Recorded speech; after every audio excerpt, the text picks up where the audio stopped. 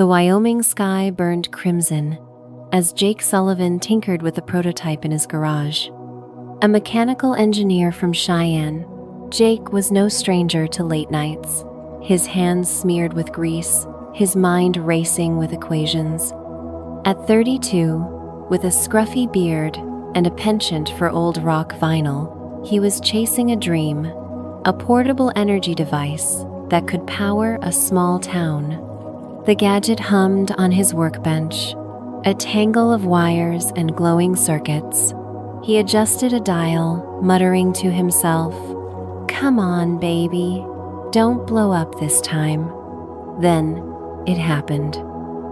A pulse of light, blinding and electric, erupted from the device. Jake shielded his eyes, stumbling back as the air crackled with static. The garage walls shimmered, then dissolved like sand in a storm. His stomach lurched as if he'd been sucked into a vacuum. He fell or floated, or both time and space unraveling around him. Voices, distant and guttural, echoed in his ears. The world spun, and darkness swallowed him whole. When Jake opened his eyes, he was sprawled on a frost-kissed hill, the air sharp with the scent of pine and smoke. His jeans were damp from the grass, his flannel shirt torn at the sleeve. The Wyoming stars were gone, replaced by a sky so clear it felt like he could touch the constellations. "What the hell?" he groaned, sitting up. His prototype was nowhere in sight, but his tool belt miraculously still hung at his waist, a comforting weight of wrenches and screwdrivers. He staggered to his feet, heart pounding. The hill sloped toward a cluster of wooden longhouses nestled in a valley, their thatched roofs glowing under the moonlight. Torches flickered, casting shadows on men and women in furs and leather, their voices carrying in a language Jake didn't recognize. Axes glinted at their belts, and their faces were weathered, fierce. This wasn't Cheyenne. This wasn't 2025. "Oh no, no, no, no," Jake whispered, his breath fogging in the chilly air. He patted his pockets, hoping for his phone, but found only a half-eaten granola bar and a lighter. His mind raced. Had the device malfunctioned? Was this a dream? Or his stomach twisted at the thought had he somehow been flung through time? Before he could process, a shout cut through the night. 3 burly figures emerged from the shadows, their silhouettes framed by torchlight. They wore helmets with nose guards, and their cloaks billowed as they approached, spears in hand. Jake froze, his hands raised instinctively. "Whoa, easy, fellas. I'm just lost." The leader, a bear of a man with a braided beard and eyes like flint, barked something in a guttural tongue. Jake caught a few syllables. Norse, maybe? He'd watched enough Viking documentaries on Netflix to recognize the cadence. The man's spear jabbed closer, and Jake's heart skipped. Okay, I'm Jake Sullivan, American. Friend?" The Vikings exchanged glances, their expressions a mix of suspicion and curiosity. The leader gestured toward the village, and the other 2 grabbed Jake's arms, their grips like iron. "Hey, watch the merchandise," Jake protested, but they marched him down the hill, his boots slipping on the dew-slick grass. The village was alive with activity, despite the late hour. Women stirred cauldrons over open fires, their faces etched with worry. Men sharpened blades, their laughter rough but strained. Children darted between houses, only to be shooed indoors by anxious parents. The longhouses, built of timber and wattle, were sturdy but crude, their wooden walls blackened in places as if kissed by flames. The air carried the acrid tang of charred wood, and Jake's engineer's mind kicked into gear. Fire damage, recent too. As they reached the village center, a crowd gathered, murmuring. Jake's escorts shoved him toward a raised platform where the leader stood, now joined by a woman whose presence silenced the chatter.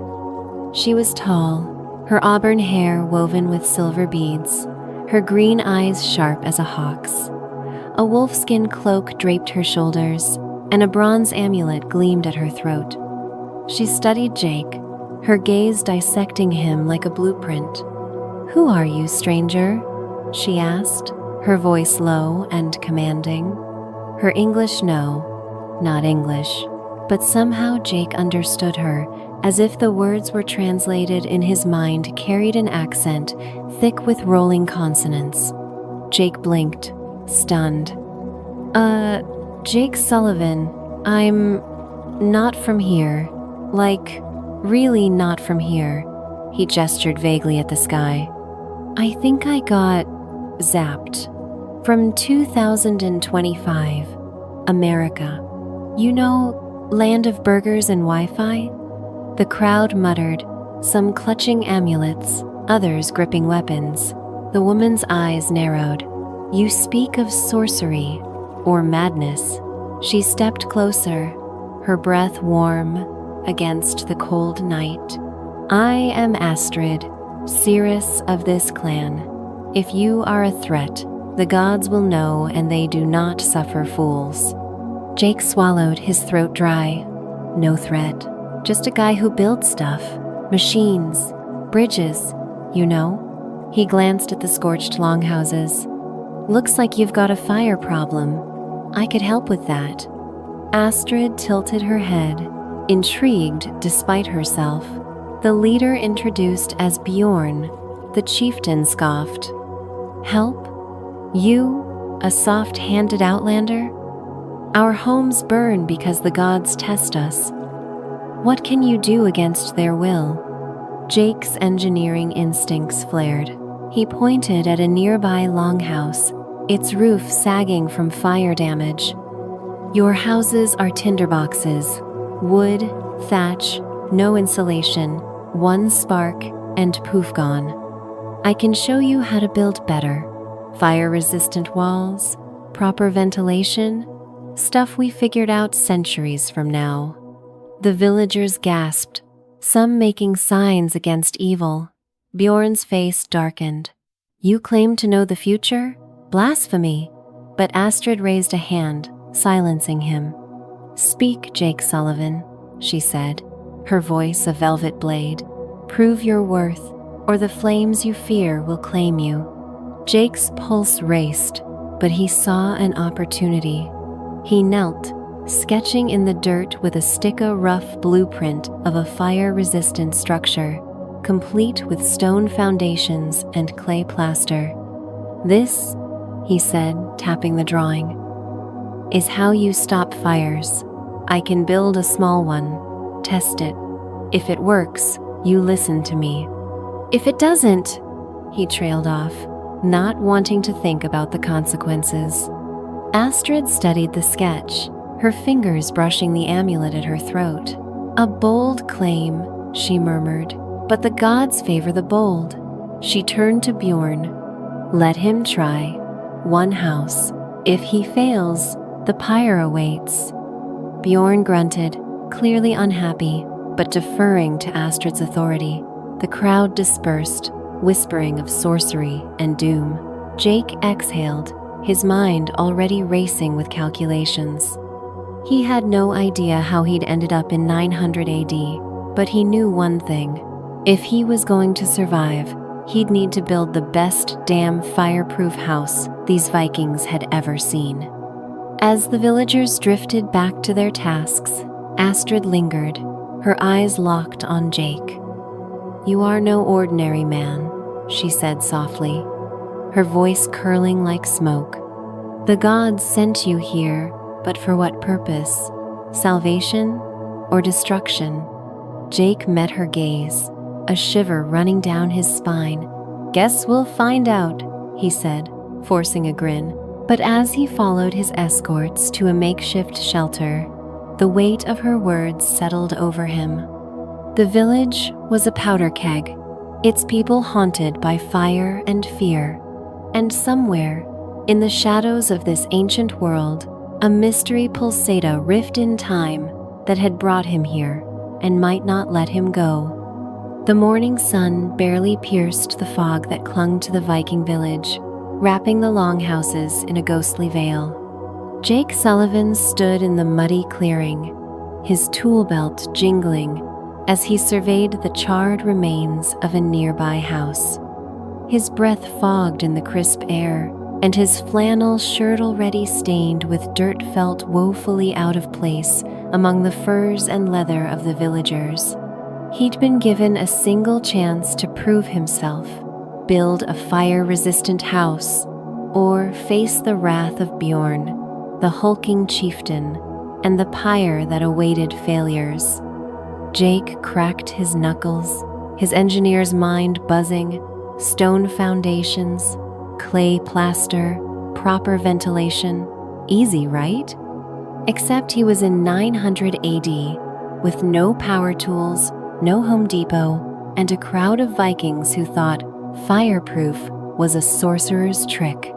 The villagers watched from a distance, their murmurs a mix of curiosity and distrust. Children peeked from behind barrels, while warriors sharpened axes, their eyes never leaving him. Astrid, the seeress, stood at the edge of the clearing, her wolfskin cloak swaying in the breeze. Her auburn hair caught the sunlight, and her green eyes held a challenge that made Jake's pulse quicken. "Begin, Jake Sullivan," she said, her voice smooth as river stones. "The gods are watching." Jake flashed a nervous grin. "No pressure then." He turned to the pile of materials the villagers had grudgingly provided. Rough-hewn logs, river clay, straw, and a few jagged stones. It wasn't much, but he'd built sheds in worse conditions back in Cheyenne. He knelt, sketching a blueprint in the dirt with a stick-a-small, rectangular house with a sloped roof and thick walls. "All right, folks, let's talk fire safety." He stood, addressing the crowd like he was pitching to a boardroom. "Your houses burn because they're all wood and thatch. No insulation, no barriers. I'm going to show you how to mix clay and straw collet, Viking concrete, and layer it over a stone base. Fire won't touch it. We'll vent the smoke so sparks don't catch. Simple engineering." The villagers blinked, baffled. A wiry man with a scar across his cheek, introduced as Eric, scoffed. "Viking concrete? You speak nonsense, outlander. Fire is the god's will. Can your engineering defy Thor's lightning?" Jake chuckled, rubbing his beard. "Thor's cool, but he's not burning your house down. Sparks from your hearth are. Look, back in America, my land we build to last. Gimme a few hands and I'll prove it." The crowd muttered, some clutching amulets. Bjorn, leaning on his axe, spat into the dirt. "Your tongue is quick, but words don't build walls. Who'll work with this fool?" To Jake's surprise, a young woman stepped forward. Freya, barely 20, with braided blonde hair and a mischievous glint in her blue eyes, slung a basket of clay over her shoulder. "I'll help," she said, smirking. "If he fails, I'll light the pyre myself." The crowd laughed, and Jake felt a spark of hope. Freya's confidence was infectious, and her quick wit reminded him of his sister back in Wyoming. Astrid nodded, a faint smile curling her lips. Freya, Eric, and young Torvald assist him. The rest, return to your tasks. The crowd dispersed, leaving Jake with his makeshift crew. Freya, Eric, who grumbled incessantly, and Torvald, a lanky teenager who seemed more interested in Jake's lighter than the project. The work began, and so did the chaos. Jake's modern jargon baffled his helpers. "We need to reinforce the substructure," he said, pointing at the stone base. Eric squinted.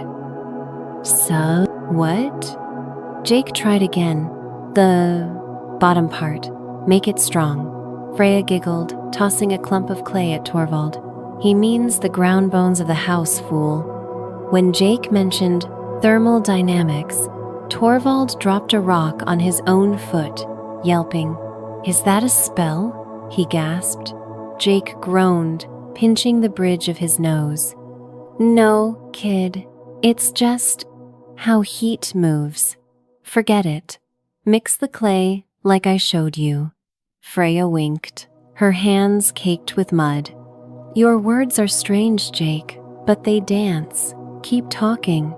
Despite the misunderstandings, progress was made. Jake taught them to layer stones with clay mortar, creating a solid foundation.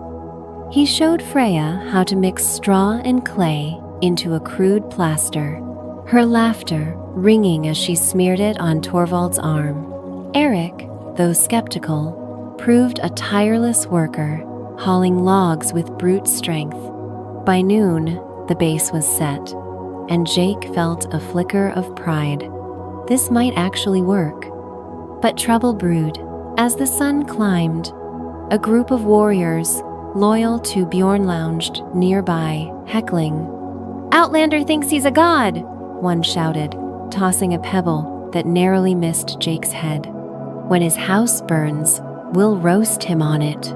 Eric stiffened, his hand drifting to his knife, but Jake waved him off. Ignore them. Let's focus. The tension simmered until dusk, when the walls began to rise. Jake's design was taking shape. A small, sturdy house with thick, clay-coated walls and a sloped roof to shed rain. The villagers, drawn by curiosity, gathered again, whispering. Astrid watched from the shadows, her amulet glinting. Jake caught her gaze, and for a moment, the world narrowed to the two of them, her eyes, a storm of secrets, his heart pounding with something more than fear. Then, disaster struck. Torvald, eager to impress, stacked logs too quickly, and a section of the wall collapsed, sending clay and straw flying. The crowd gasped, and the warriors roared with laughter. Bjorn strode forward, his face a mask of disdain. Your fireproof house crumbles already? You waste our time, Outlander. Jake's stomach dropped. The villagers' trust, fragile as it was, wavered. Freya's face fell, and even Eric looked ready to abandon him. The pyre loomed in Jake's mind, its flames licking at his imagination. He had to act fast. Hold up, Jake shouted, climbing onto the rubble. His voice carried the confidence of a man who'd talked his way out of bar fights and boardroom rejections. This is just a hiccup. Engineering's about failing forward. We rebuild, stronger. You want a house that laughs at fire? Give me one more day. The crowd hesitated, torn. Bjorn opened his mouth to object, but Astrid stepped forward, her presence commanding silence. Speak, Jake, she said, her voice low and sultry, like a melody played on a blade. Why should we trust you? Jake met her gaze, his mind racing. He pulled his lighter from his pocket, flicking it on. The tiny flame danced, and the villagers gasped, some stepping back.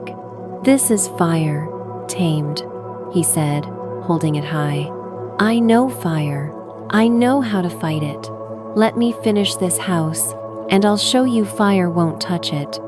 If I'm wrong, you can light that pyre with this. He flicked the lighter off, tossing it to Astrid, who caught it with a flicker of amusement. The crowd murmured, captivated. Freya clapped, breaking the tension. I like him, she declared, and Torvald nodded eagerly.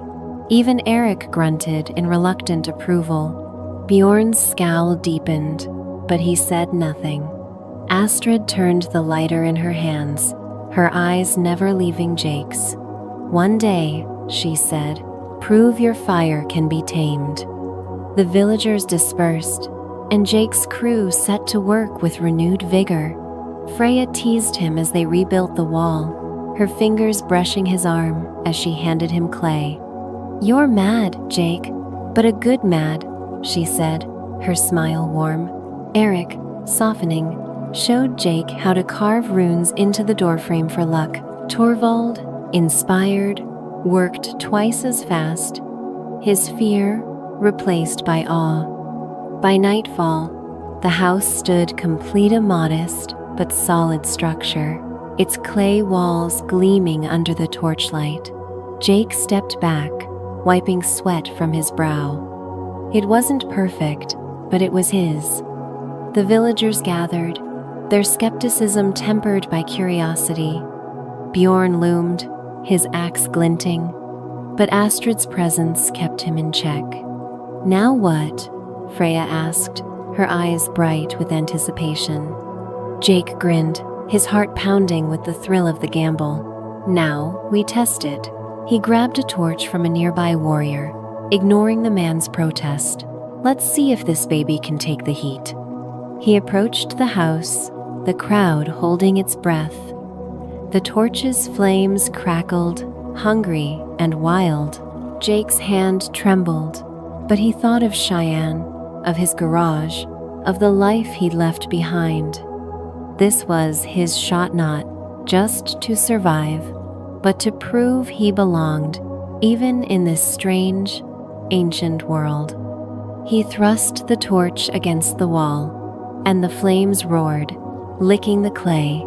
The villagers gasped, some clutching each other, others whispering prayers. Jake held his ground, his eyes locked on the fire. "Come on," he thought. "Hold." The flames danced, then faltered.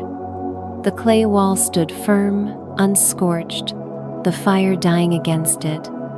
A cheer erupted, led by Freya, who threw her arms around Jake, laughing. Torvald whooped, and even Eric cracked a smile. The warriors fell silent, their jeers replaced by stunned murmurs. Bjorn's face was unreadable, but Astrid's lips curved in a knowing smile. Jake stepped back, adrenaline surging. "Told you," he said, winking at Freya. The crowd surged forward, touching the cool, unburned wall, their voices a chorus of wonder. For the first time, Jake felt a flicker of belonging. He'd done idiomed fire, won their trust, and bought himself time. But as the celebration began, Astrid approached, her wolfskin cloak brushing the ground. She handed him the lighter, her fingers lingering on his. "You wield power, Jake Sullivan," she whispered, her voice a caress. "But fire is not the only danger here. The gods stir, and they do not trust easily." Jake's smile faded, her words sinking into him like cold iron. The house was a victory, but it was only the beginning. Somewhere in this village, secrets pulsed, secrets tied to the rift that had brought him here, and the path that might lead him home, or keep him forever. The longhouse was thick with smoke and tension, the air heavy with the scent of mead and burning pine. Jake Sullivan stood before the village council, his boots caked with mud, his tool belt a reassuring weight at his waist. The fire-resistant house he'd built had won him grudging respect, but now the stakes were higher, impossibly so. Chieftain Bjorn, his braided beard glinting in the firelight, loomed over the assembly, his voice booming like thunder over the Wyoming plains Jake once called home. "Outlander," Bjorn declared, his axe propped against his throne-like chair. "You claim to tame fire, but can you defy steel?" The crowd, warriors, elders, and villagers murmured, their eyes flickering between Jake and the chieftain. A warband from the north, led by the butcher Sigurd, marches toward us.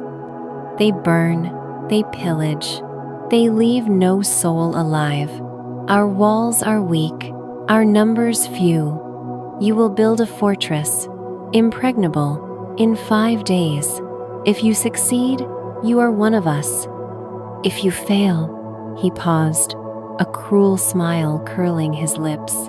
The gods demand a sacrifice, and your blood will stain their altar. Jake's throat tightened, his mind flashing to the sacrificial pyres he'd seen in Viking documentaries. 5 days, he croaked, then cleared his throat, forcing confidence.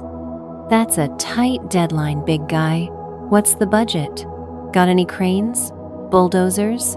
The crowd blinked, confused, and Freya, standing near the door, stifled a laugh. Bjorn's scowl deepened. Do not mock me, he growled.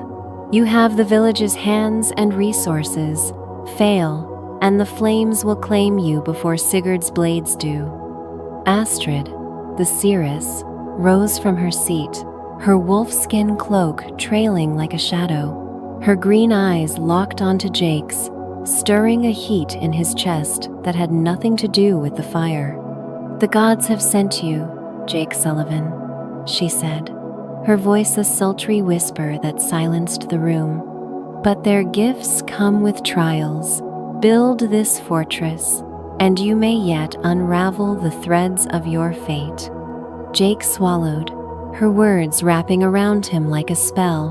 Right, fortress, no pressure. He glanced at Freya, who winked, and Eric, who nodded grudgingly. Torvald, clutching a carved rune, looked ready to bolt. Jake's team was small, but they were all he had. And 5 days to build a fortress? Back in Cheyenne, he'd need months, permits, and a crew of 50. Here, he had axes, sweat, and a village that half wanted him dead. The council dispersed, and Jake stepped into the chilly dawn, the village buzzing with fear. Scouts had spotted Sigurd's warband 200 strong. With siege ladders and fire arrows, the Wyoming sky burned crimson as Jake Sullivan tinkered with a prototype in his garage. A mechanical engineer from Cheyenne, Jake was no stranger to late nights, his hands smeared with grease, his mind racing with equations. At 32, with a scruffy beard and a penchant for old rock vinyl, he was chasing a dream, a portable energy device that could power a small town. The gadget hummed on his workbench, a tangle of wires and glowing circuits. He adjusted a dial, muttering to himself, "Come on, baby, don't blow up this time." Then it happened. A pulse of light, blinding and electric, erupted from the device. Jake shielded his eyes, stumbling back as the air crackled with static. The garage walls shimmered, then dissolved like sand in a storm. His stomach lurched as if he'd been sucked into a vacuum. He fell or floated, or both time and space unraveling around him. Voices, distant and guttural, echoed in his ears. The world spun, and darkness swallowed him whole. When Jake opened his eyes, he was sprawled on a frost-kissed hill, the air sharp with the scent of pine and smoke. His jeans were damp from the grass, his flannel shirt torn at the sleeve. The Wyoming stars were gone, replaced by a sky so clear it felt like he could touch the constellations. "What the hell?" he groaned, sitting up. His prototype was nowhere in sight, but his tool belt miraculously still hung at his waist, a comforting weight of wrenches and screwdrivers. He staggered to his feet, heart pounding. The hill sloped toward a cluster of wooden longhouses nestled in a valley, their thatched roofs glowing under the moonlight. Torches flickered, casting shadows on men and women in furs and leather, their voices carrying in a language Jake didn't recognize. Axes glinted at their belts, and their faces were weathered, fierce. This wasn't Cheyenne, this wasn't 2025. "Oh no, no, no, no," Jake whispered, his breath fogging in the chilly air.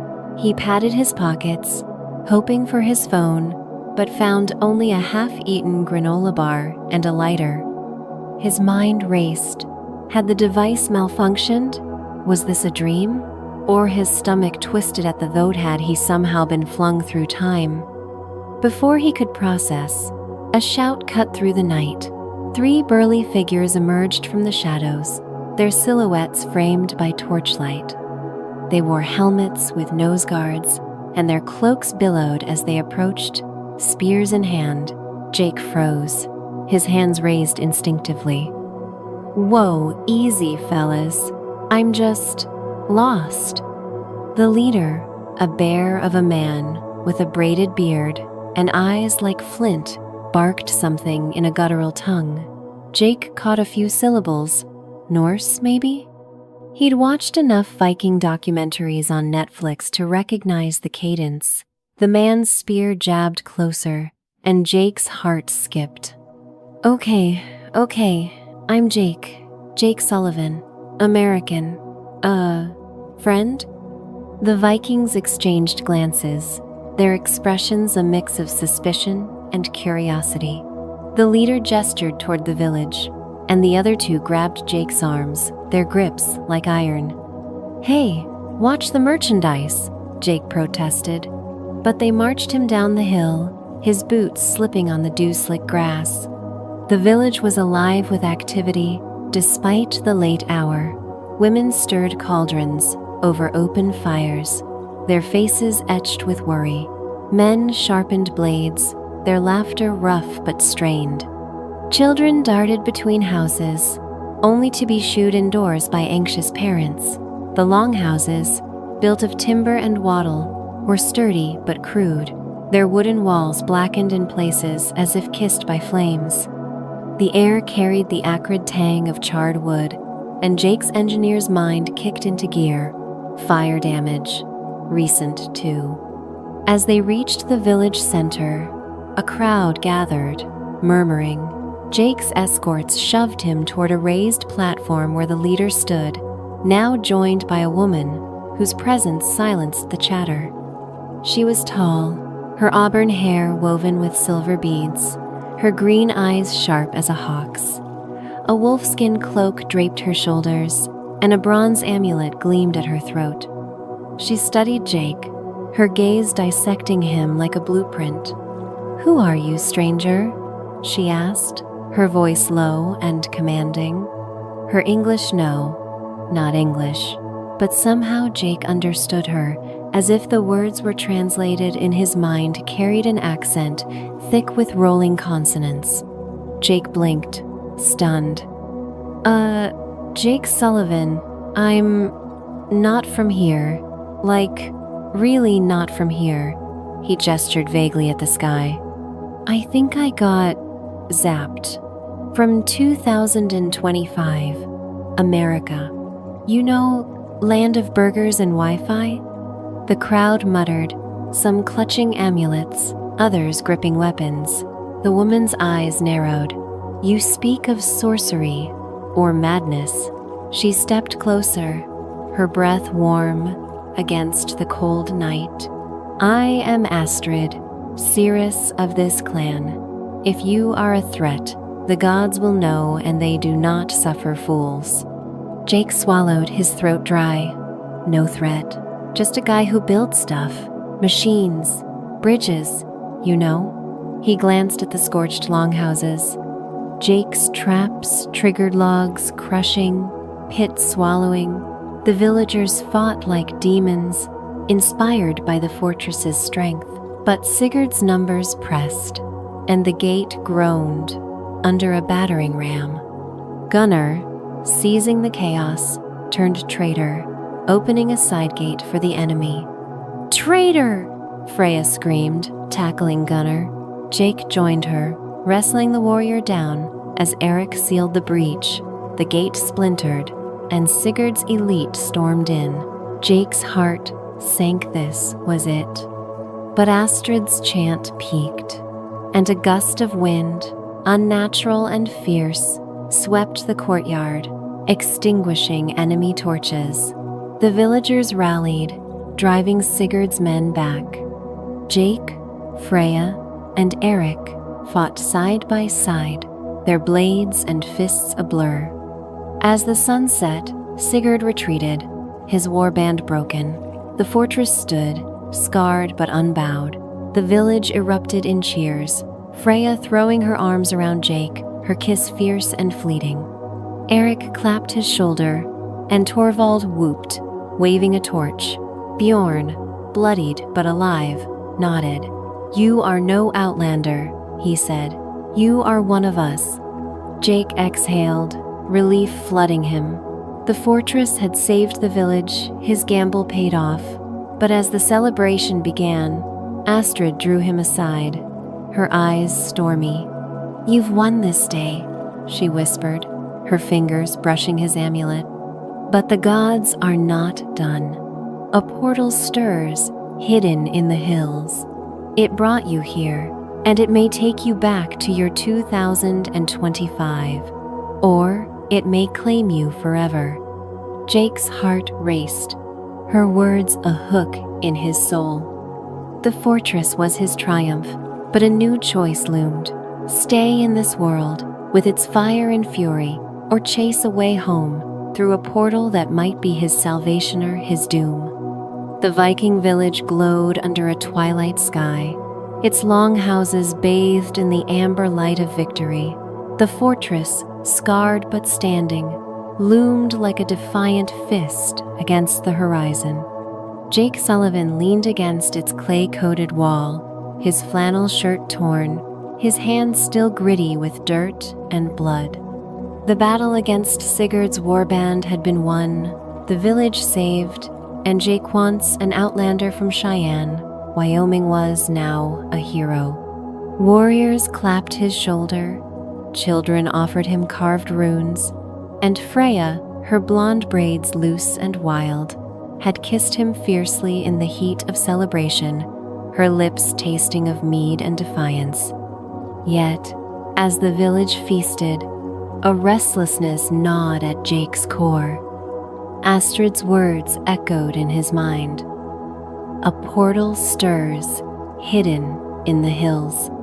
It brought you here, and it may take you back or claim you forever." The feast roared in the great hall, a cacophony of laughter, clinking horns, and the strum of a bone lyre. Torches cast flickering shadows on the timber walls, where tapestries depicted gods and monsters. Jake sat at a long table, a wooden mug of mead in hand, trying to blend in. Freya, radiant in a leather tunic that hugged her curves, slid onto the bench beside him, her thigh brushing his. "You look lost, Jake," she teased, her blue eyes glinting. "Is our mead not strong enough for an American?" She leaned closer, her breath warm, her fingers tracing the edge of his tool belt. "Or is it your heart that wanders?" Jake grinned, his pulse quickening. "Mead's fine, Freya. It's the whole stuck in 900 AD thing that's messing with me." Her laughter was a melody, but before he could respond, Eric, the scarred warrior, raised a horn across the table. To Jake, tamer of fire and builder of forts, the hall cheered, and Jake forced a smile, his thoughts drifting to the portal. 2025, Cheyenne, my garage, my life. Did he even want to go back? Astrid entered, and the room hushed. Her wolfskin cloak was gone, replaced by a flowing green dress that clung to her like mist, its neckline plunging to reveal the bronze amulet that pulsed faintly at her throat. Her auburn hair cascaded in waves, and her green eyes found Jake's, pulling him like a tide. She moved through the crowd with a seeress's grace, every step a silent command. The villagers parted, whispering of her visions, her power. Jake's mouth went dry. She was danger and mystery, a storm wrapped in silk. She stopped before him, her presence electric. "Walk with me, Jake Sullivan," she said, her voice low, curling around his name like a lover's caress. Freya's smile faltered, but she nodded, squeezing Jake's arm before slipping away. The hall's noise faded as Jake followed Astrid into the night, the air sharp with pine and frost. The village glowed behind them, but Astrid led him toward the hills, where the stars seemed to pulse with secrets. They climbed a rocky path, the wind tugging at Jake's shirt, Astrid's dress shimmering like liquid moonlight. At a clearing, she stopped, pointing to a circle of standing stones, their surfaces etched with runes that glowed faintly blue. The air hummed, a low vibration that set Jake's teeth on edge. His amulet, the one Astrid had given him, warmed against his chest, its runes mirroring those on the stones. "The portal," Astrid said, her voice both warning and invitation. "It opened to bring you here, a tear in the fabric of time. It stirs again, but its path is uncertain." Jake stared at the stones, his heart pounding. The air shimmered, and for a fleeting moment, he glimpsed a flicker of his garage tools scattered, the Wyoming sky beyond. "So, I can go home?" he asked, his voice rough. "Back to 2025? Burgers? Wi-Fi? No one trying to sacrifice me?"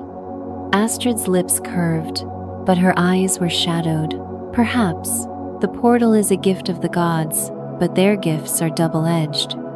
You may return, or you may be lost, cast to another time, another world, or..."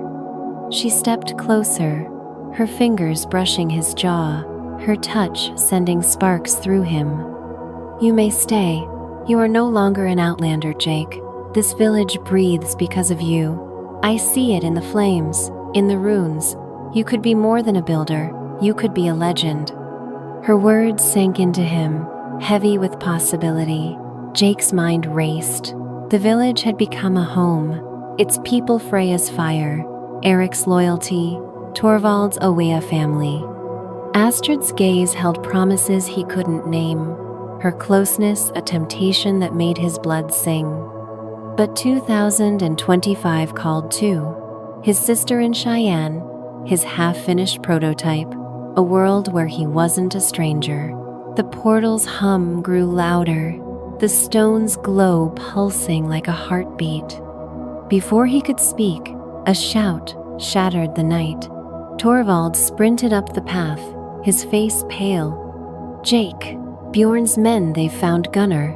He's alive, and he's leading Sigurd's remnants to attack at dawn." Jake's stomach dropped. Gunnar, the traitor who'd opened the fortress gate, hadn't died in the battle. He'd fled, and now he was back, with vengeance and fire. Astrid's eyes darkened. "The portal's time is short," she said, gripping his arm. "Decide now, Jake, stay, and fight, or step through and risk the unknown." Jake's pulse thundered. The village was in danger again, its victory fragile. He thought of Freya's kiss, Eric's axe, the children who'd offered him runes. He thought of Astrid, her touch a flame that burned deeper than any pyre. But the portal's pull was relentless, a siren song of home. He clutched the amulet, its warmth grounding him. 5 days ago, I was nobody. Now I'm their only shot. "We fight," he said, his voice steady. "I'm not running, not yet." Astrid's smile was fierce, her fingers tightening on his arm. "Then we move," she said, leading him back to the village, Torvald scrambling behind. The village was a hive of panic. Bjorn rallied warriors, his face grim. Freya, bow in hand, spotted Jake and ran to him, her leather tunic streaked with soot. "You're still here," she said, relief softening her voice. She pulled him close, her lips grazing his ear. "Don't die, American. I'm not done with you." Jake's heart skipped, but there was no time for more. Eric handed him an axe, its weight unfamiliar but solid. "For the fortress," Eric said, and Jake nodded, adrenaline surging. As dawn broke, Gunnar's Force 50 warriors, armed with torches and hatred, crested the hill. The fortress stood ready, its walls patched, its traps reset. Jake took position atop the gate, Astrid at his side, her chants weaving through the air. Freya's arrows flew, Eric's axe roared, and the village fought as one. Gunnar's men hurled fire, but Jake's walls held, the clay laughing at the flames. The traps triggered, thinning the enemy ranks. Jake swung his axe, clumsy but fierce, felling a warrior who'd breached the gate. The battle was brutal but swift. Gunnar, cornered, faced Bjorn's wrath and fell. His betrayal ended. The remnants fled, and the village cheered, their voices a raw hymn of survival. Jake collapsed against the wall, panting, Freya's arm around him, Astrid's gaze a quiet storm. The fortress had held, again. He'd chosen to stay, and it had saved them. But as the sun rose, Astrid drew him to the hill once more. The portal's stones glowed brighter, the hum now a roar. "It closes soon," she said, her voice urgent. "This is your last chance, Jake. Step through or remain forever." Jake's breath caught. The village sprawled below, alive because of him. Freya's laughter echoed in his memory, Eric's nod a silent bond. Astrid stood close, her dress clinging to her, her eyes a universe of secrets. The portal shimmered, showing flashes of Cheyenne, then nothing, home or here, safety or legend. He stepped toward the stones, his hand on the amulet. The air crackled, the glow blinding. Astrid's voice followed him, soft but piercing. "Choose, Jake, but know this, your story is not done." The light swallowed him, and the world dissolved. What lies beyond the portal? Did Jake return to 2025? Or was he cast to another time, another fate? Will the village stand without him, or will new dangers rise? The runes hold secrets, yet untold, and the gods are watching. For the next chapter of Jake's saga, join us on our channel, where the threads of time unravel further. Don't miss it. The fire is only beginning to burn.